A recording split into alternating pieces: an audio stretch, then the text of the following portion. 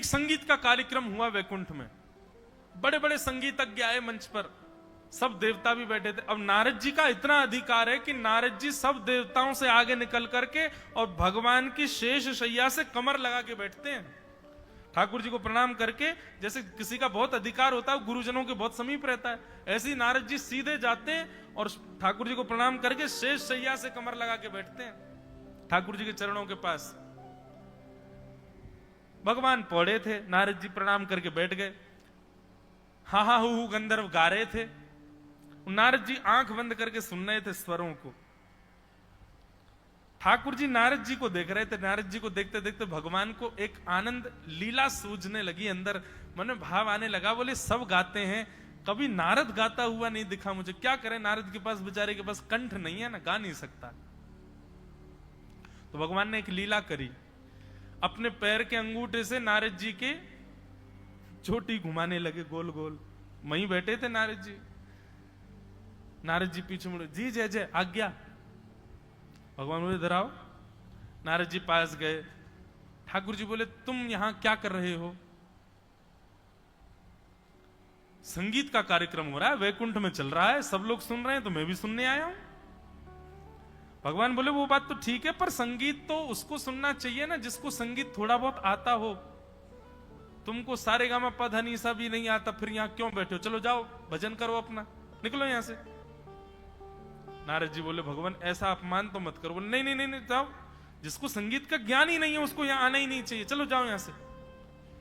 और यहां बैठना है, संगीत सीख के आओ पहले।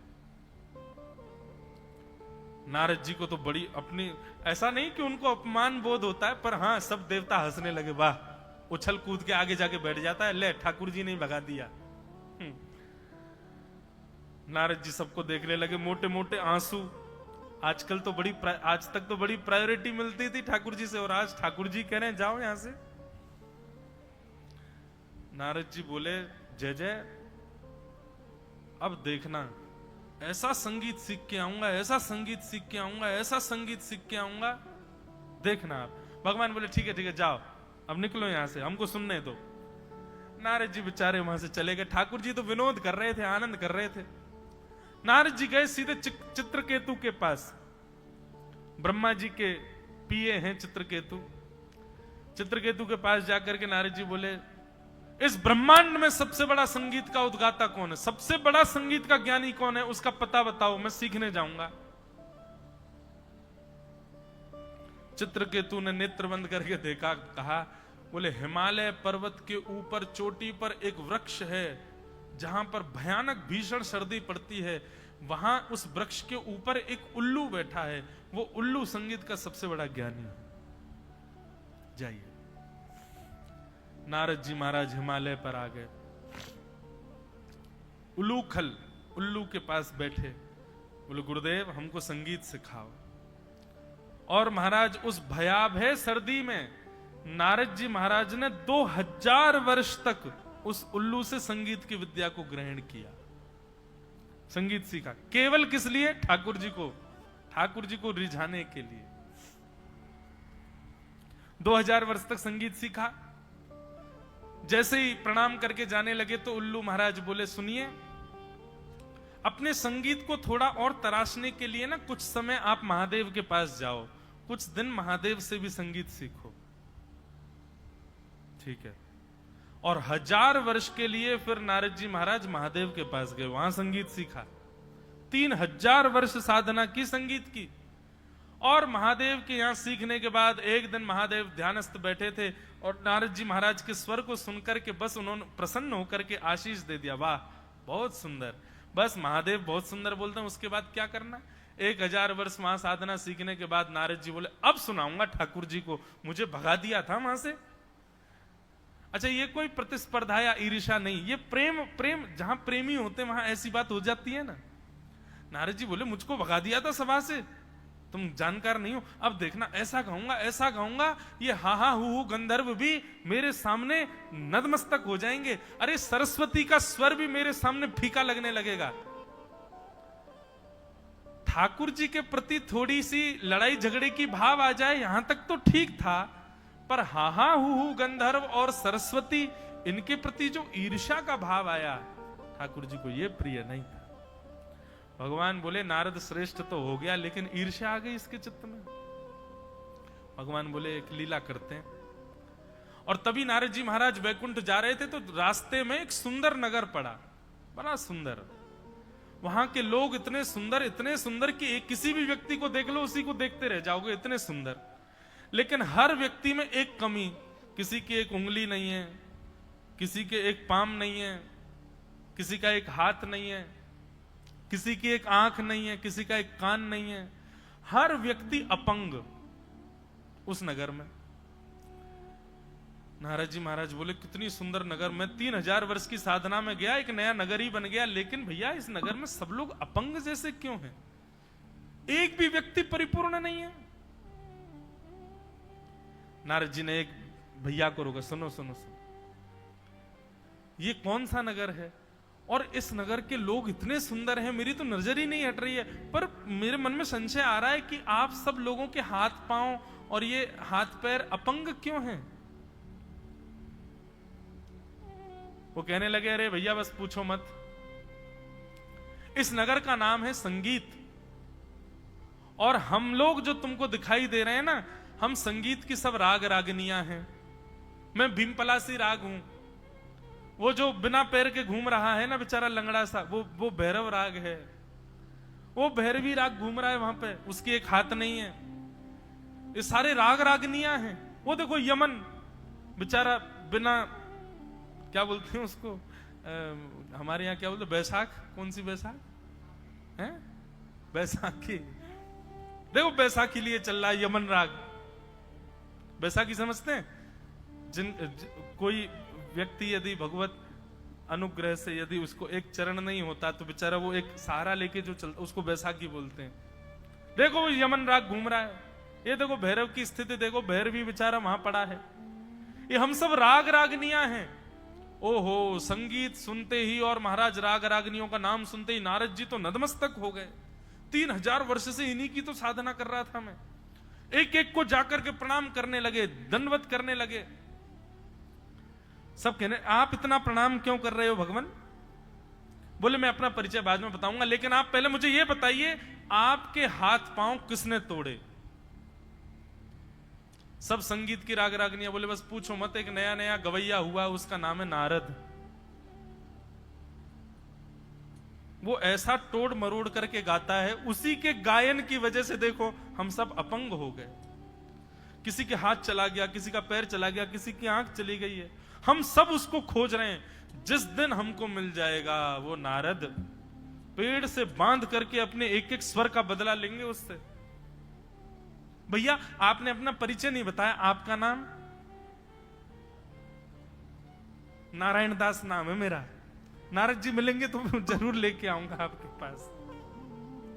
नारद जी भागे वहां से, और जो मान चित्त में उत्पन्न हुआ था कि मैं हा हूं गंधर्व और सरस्वती को हराऊंगा, वो मान नष्ट हो गया।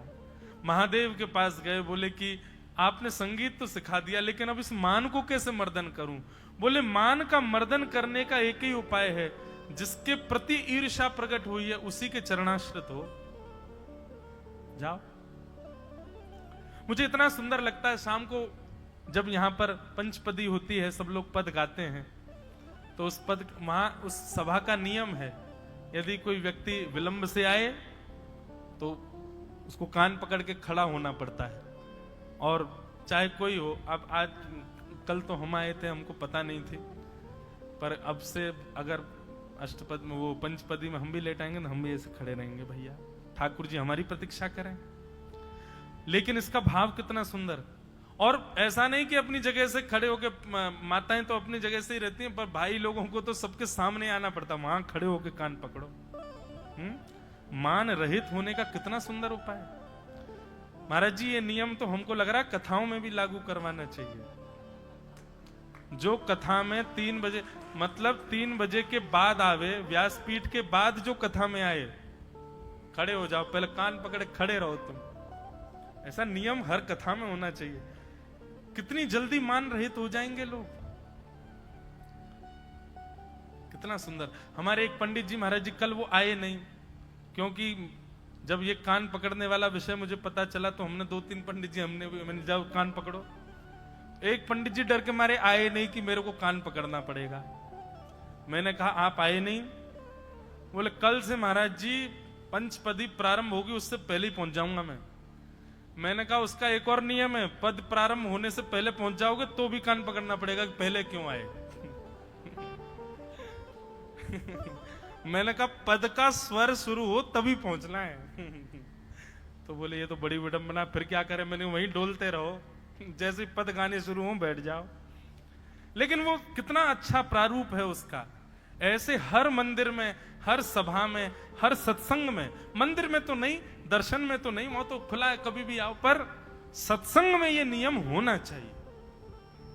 अगर व्यासपीठ पर आने वाले व्यास या कीर्तन गाने वाले कीर्तनकार के बाद आप आते हो, आपको क्षमा ठाकुर जी से मांगनी चाहिए। आप विचार करो, कभी भी पदावली होती है, कहीं भी कीर्तन होता है, संकीर्तन होता है, ठाकुर जी पहले आके बैठते हैं। सबसे पहले कथा में आने वाले श्रोता कौन है? ठाकुर जी। सबसे पहले ठाकुर जी आते हैं, तो सबसे विलंब से हम लोग आते हैं।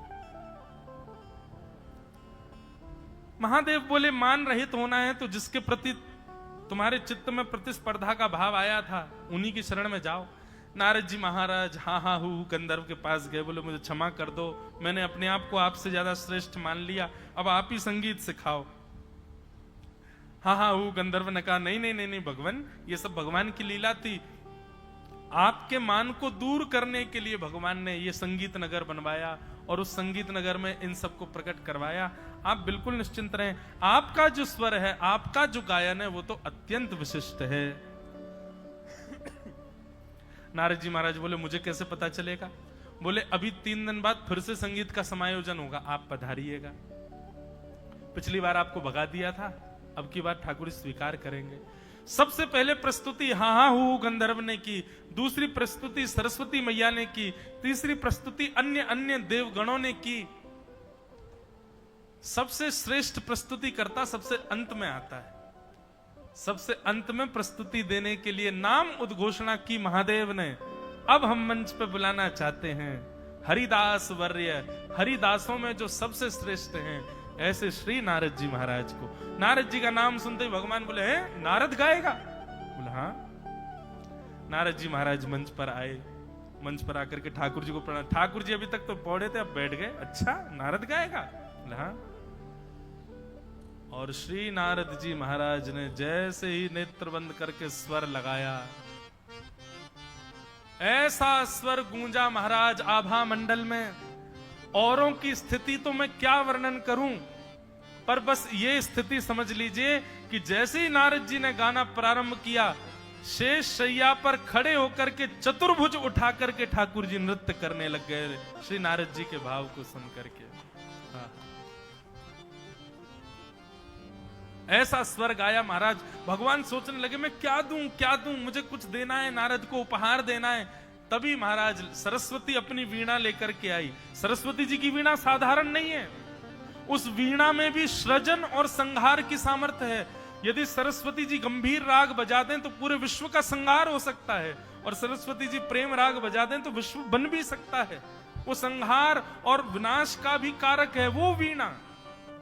वो वीणा ला करके भगवान को प्रदान की, और भगवान ने वही वीणा प्रेम प्रसन्न होकर के नारद जी महाराज को अर्पित करके अपने हृदय से श्री नारद जी को लगा दिया। बोलो भक्त वत्सल भगवान। देव दत्ताम इमाम वीणाम स्वर ब्रह्म विभूषिताम मूर्छयित्वा हरि कथा